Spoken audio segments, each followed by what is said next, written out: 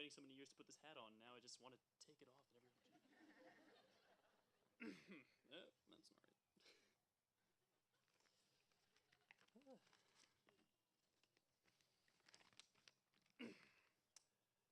So, I have to admit, there was a time when I considered completely winging this speech.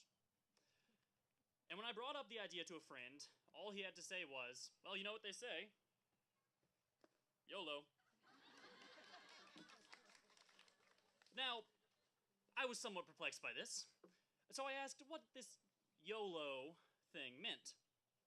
It just so happens that YOLO is an acronym for You Only Live Once, and it's a sort of cultural phenomenon that's quickly defining a generation. Love it or hate it, it's definitely a thing. It's touted as the end-all, be-all explanation, reason, logic, whatever it needs to be. When in doubt, just remind yourself, YOLO. And you seem to find the answer. Of course, the idea that you only live once has been around for a long, long time. In fact, I'm sure the ancient Romans would feel quite at home with the sentiment, seeing as how they had their own version of YOLO. It was memento mori, which means remember to die. This expression may sound morbid at first, but really it could just as well say, remember to live, or remember to make the most of your life. Ostensibly, to make the most of your life means to find happiness, but how exactly is that achieved? I'm reminded here of a story told by the immortal Joseph Campbell, a master of world mythology.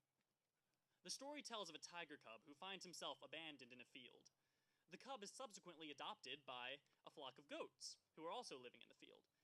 They teach him to bleat and to eat grass just like them, but of course, this is not the natural diet of a tiger, and by the time the cub reaches adolescence, he's a pretty miserable specimen of his species. Eventually, a full-grown tiger comes upon the flock, and by instinct they scatter, leaving only the tiger cub in the middle of the field.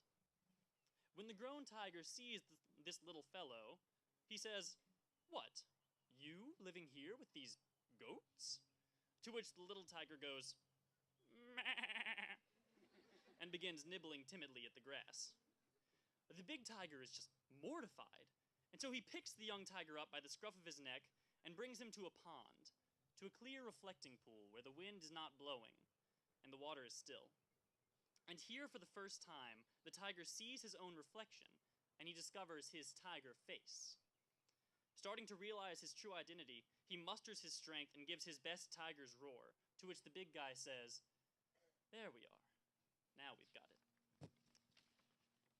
The tiger raised as a goat can't really find happiness because he doesn't know himself. He has to see his tiger face and understand who he is before he can realize his true potential, which he shows through his first triumphant roar.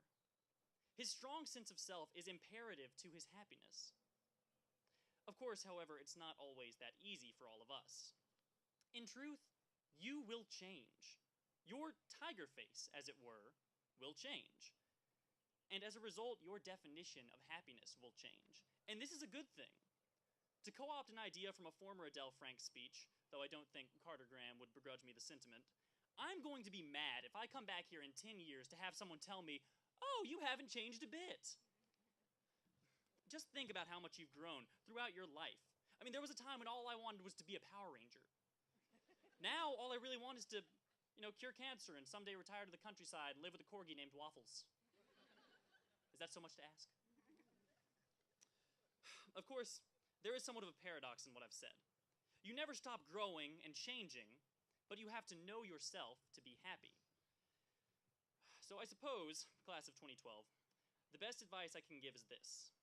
As you go off in however many directions, and you keep up with friends and family, and you check in with each other from time to time, be sure to check in with yourself as well.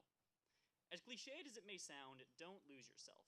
And by that, I don't mean not to change. Rather, I mean to keep track of who you're becoming, of what your tiger face is becoming, and of what matters to you. So yes, memento mori. Don't forget to die, but don't stop living and growing and changing and striving until you get there. Because after all, only live once. Thank you.